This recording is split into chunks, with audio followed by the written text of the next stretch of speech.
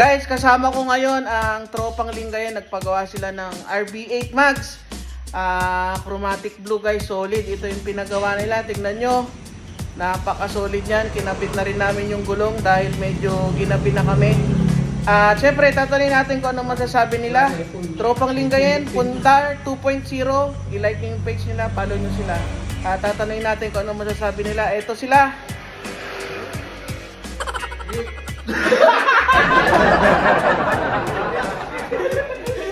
Nagkamali. 1, 2, 3, go!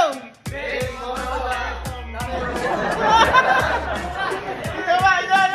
1, 2, 3, go!